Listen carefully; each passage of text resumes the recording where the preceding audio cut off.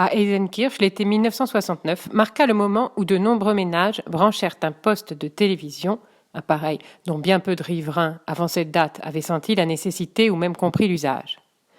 Du jour au suivant, les maisons se hérissèrent d'antennes dites trombones, récepteurs à la silhouette aiguë, qui tenaient compagnie sur les toits aux girouettes roussies du siècle précédent. De tuile en tuile semblait sévir un genre de contagion. À peine quelqu'un avait-il planté son râteau que le voisin passait commande, de sorte que l'artisan installateur d'antennes, le seul qualifié de kilomètre à la ronde, enchaînait les chantiers sans plus descendre à terre. Bientôt, tous les habitants d'Eisenkirch furent en mesure de capter le signal télévisé. Tous, sauf notre voisine, une vieille dame aveugle qui n'y trouvait pas d'intérêt. Cet engouement pour la télévision devait beaucoup à l'événement qui, cet été-là, confisqua à son profit l'actualité du monde entier, rejetant dans l'ombre d'autres morceaux d'histoire comme la nationalisation des banques indiennes ou la guerre éclair du Honduras. Il s'agissait, bien sûr, du premier alunissage humain. La mission Apollo 11 eut un retentissement considérable à Eisenkirch comme ailleurs. Les villageois se passionnèrent pour ce voyage dans les étoiles qui n'était pas, chacun le devinait, du même ordre que les péripéties quotidiennes. Face au prodige d'un vol vers la Lune, même les plus bornés sentaient un secret ébranlement, une émotion les touchait qu'ils n'avaient jamais connue.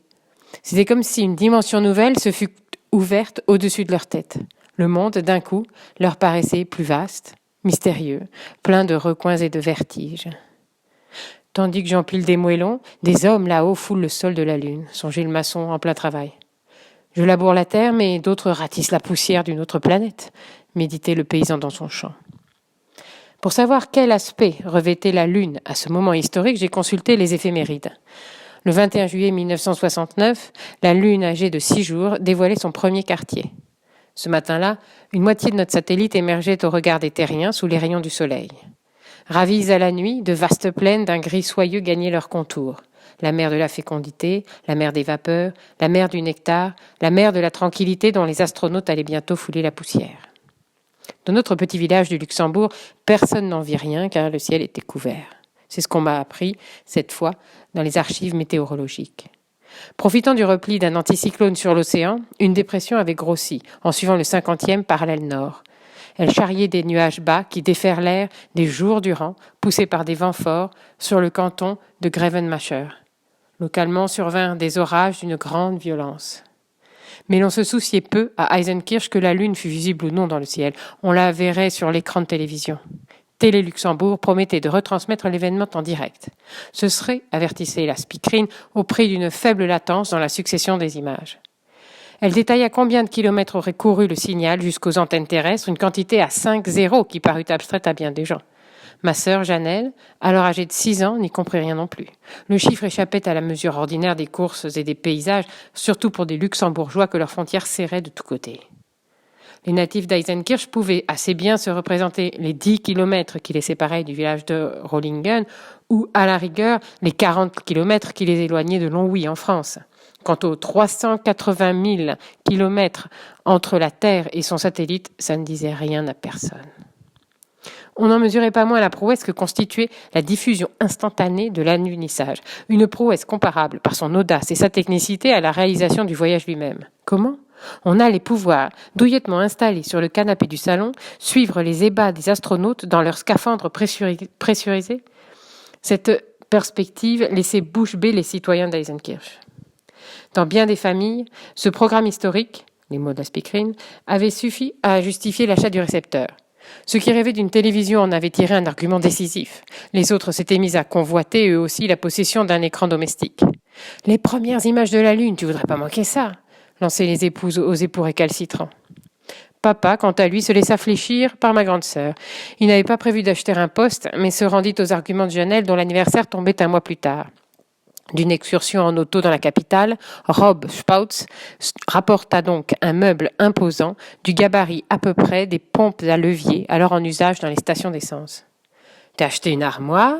réagit maman devant ce meuble non répertorié. « Non, c'est une cave à liqueur » inventa papa, rougissant.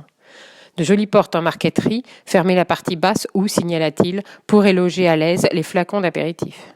Maman ne fut pas dupe. Le meuble était bien trop gros pour servir seulement au rangement des bouteilles. Bien trop coûteux aussi, jugea-t-elle à l'aveu de son prix. Et puis il y avait cette lucarne bombée, du même verre épais que les aquariums, qui donnait au meuble son allure de cyclope. Sans faire plus de mystère, papa brancha la télévision à la prise murale, connecta l'antenne et orienta vers l'écran les fauteuils du salon, auparavant tournés les uns vers les autres. « Tu vas voir, c'est assez prodigieux.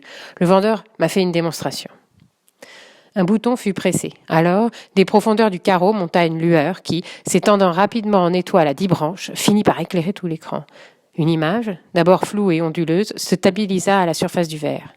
Au prix d'un petit effort, clignant un peu des paupières, chacun put reconnaître une femme en fichu noir qui trayait une vache au pré. « Oh, c'est joli !» admira maman. « Mais c'est tout gris !» protesta Janelle. « Il y a des télévisions couleurs maintenant !» De toute façon, les images de la Lune seront en noir et blanc, et la Lune elle-même est grise. Dis-moi, à quoi ça servirait de regarder en couleur un objet gris ?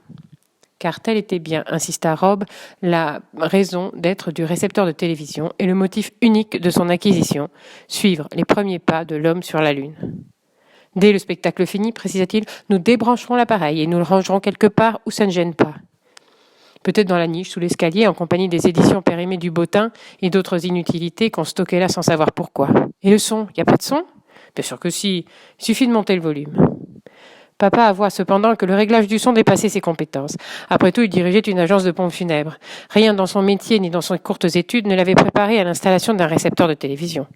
Ce fut maman, plus dégourdie, qui identifia parmi les 3 molettes de l'appareil celle qui agissait sur le son.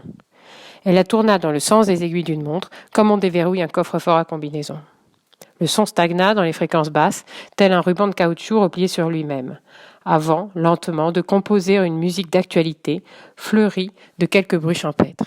Une cloche tintait au cou de la vache, et le seau entre les talons de la fermière tintait aussi, à chaque giclée de lait. Jamais notre famille n'avait rien vu, rien entendu de pareil. Un moment passa dans cette contemplation. Les Spouts restaient debout dans le salon, happés par l'image. Maman pensa servir quelques bouchées de quiche pour saluer l'arrivée du téléviseur. Mais Vala ne pouvait, elle non plus, se distraire du rectangle lumineux. Ce fut papa qui trouva la force d'éteindre le poste. Il craignait la surchauffe de l'appareil électrique, car l'écran brûlait au toucher et crépitait si l'on en approchait les doigts. La prise fut retirée, le poste roulait dans un angle de la pièce et tournait vers le mur. On s'en méfiait un peu. Aussi, maman ravit-elle le napperon d'une table basse pour le jeter sur l'écran, ainsi qu'on aveugle un taureau en colère.